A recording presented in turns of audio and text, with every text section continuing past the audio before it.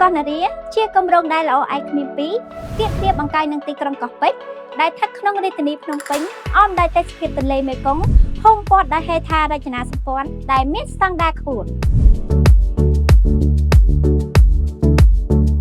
Noria City អភិវឌ្ឍដោយក្រុមហ៊ុន OCIC មានការរៀបចំនិងបែងចែកទៅតាមប្លុកនីមួយៗយ៉ាងច្បាស់លាស់ដែលរួមបញ្ចូលដោយអគារពាណិជ្ជកម្ម ខុនដូ លំនៅដ្ឋាន ផ្សារទំនើប សណ្ឋាគារលំដាប់អន្តរជាតិនិងកន្លែងដើរលេងកម្សាន្តជាច្រើនទៀត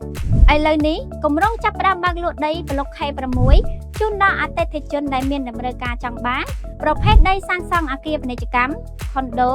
ឬវិឡាប្រណិតទៅតាមតម្រូវការរបស់លោកអ្នកដែលមានការបែងចែកទៅតាមប្លុកនីមួយៗមានទំហំចាប់ពី20គុណឲ្យ30ម៉ែត្ររហូតដល់40គុណឲ្យ45ម៉ែត្រដីជួរខាងមុខបែរទៅទន្លេជាប់ផ្លូវ12ម៉ែត្រអាចសាងសង់វិឡាឬភូមិគ្រឹះបានកម្ពស់18ម៉ែត្រដីជួរកណ្ដាលជាប់ផ្លូវ14ម៉ែត្រអាចសាងសង់បានកម្ពស់25ទៅ36ម៉ែត្រដីជួរកណ្ដាលជាប់ផ្លូវធំនរា20ម៉ែត្រអាចសាងសង់អគារពាណិជ្ជកម្មខុនដូខ្ពស់បានលើសពី36ម៉ែត្រអាស្រ័យលើការសុំច្បាប់អនុញ្ញាតសាងសង់ជាក់ស្ដែង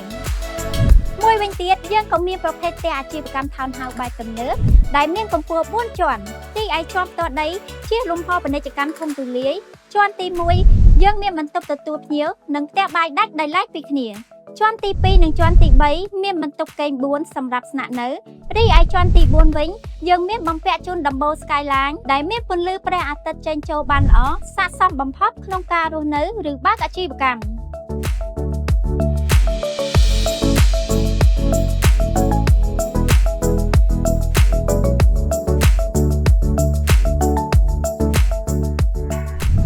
ដើម្បីទទួលបានឱកាសវិនិយោគដ៏ល្អនេះសូមទំនាក់ទំនងមកកាន់នាងខ្ញុំហាន់ណាតាមរយៈលេខទូរស័ព្ទ link Telegram ឬប្រអប់ឆាត Page សូមអរគុណ